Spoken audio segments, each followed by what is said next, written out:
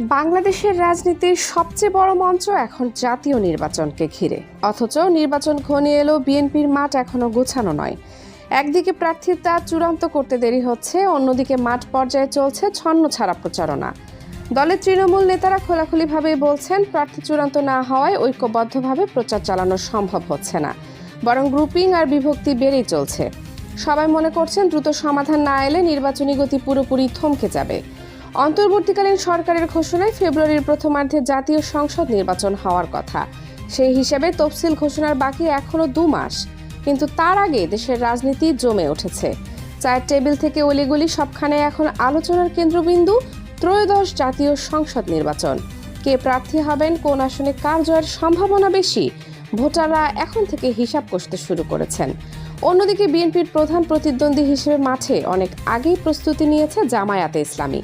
দলটি প্রতিটি আসনে একক প্রার্থী ঘোষণা দিয়ে প্রচারণা চালাচ্ছে জোরে সোরে, কিন্তু বিএনপি এখনো তালিকা চূড়ান্ত করতে পারেনি। অধিকাংশ আসনে একাধিক শক্তিশালী প্রার্থী থাকায় কেন্দ্রীয় নেতৃত্বও পড়েছে সমস্যায়। জানা গেছে চলতি অক্টোবরের মধ্যে বিএনপি প্রাথমিক প্রার্থী তালিকা তৈরি করবে, আর সেটি হলে সংশ্লিষ্টদের জানিয়ে দেওয়া হবে, যাতে মাঠে কাজ শুরু করা সহজ হয়। বিএনপির স্থায়ী কমিটির সদস্য সালাউদ্দিন আহমদ বলেছেন, বিএনপি দেশের সবচেয়ে বড় দল, প্রতিটি আসনে যোগ্য প্রার্থীর ভিড় থাকায় সিদ্ধান্ত নিতে একটু সময় লাগছে। তবে শিগগিরই সব চূড়ান্ত হবে, প্রার্থী ঘোষণা হলে সব বিভক্তি কাটবে। কিন্তু তৃণমূলের নেতাদের অভিযোগ, কেন্দ্র থেকে মাঠে যাওয়ার স্পষ্ট নির্দেশনা থাকলেও সবকিছু চলছে বিচ্ছিন্নভাবে, কোনো সমন্বিত প্রচারণা নেই। এর ফলে প্রতিদ্বন্দ্বীদের তুলনায় প্রচারে পিছিয়ে পড়ছে বিএনপি। তার উপর যুগপৎ আন্দোলনে থাকা দলগুলোকে আসন ছাড়ের সিদ্ধান্ত এখনো হয়নি। এতে মাঠে দেখা দিচ্ছে সিদ্ধান্তহীনতা আর বিশৃঙ্খলা। অন্যদিকে সংগঠনগত দিক থেকেও সমস্যা কম নয়। ছাত্রদল ব্যস্ত ছাত্র সংসদ নির্বাচনের প্রস্তুতিতে, আর জাতীয়তাবাদী যুবদল পূর্ণাঙ্গ কমিটি ছাড়া কাজ করছে খণ্ডিতভাবে। এতে সাংগঠনিক কর্মকাণ্ডে স্থবিরতা দেখা দিয়েছে। মহিলা দলকেও যথাযথভাবে কাজে লাগাতে পারছে না বিএনপি।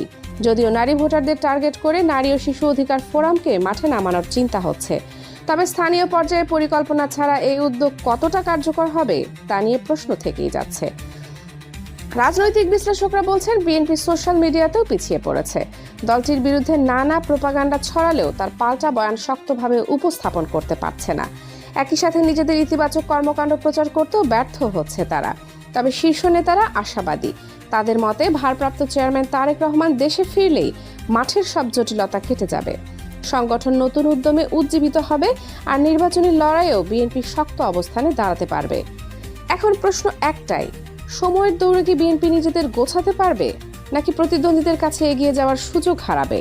সেটি এখন দেখার বিষয়। Kaniz Fatema Soma, desk news, 0 TV.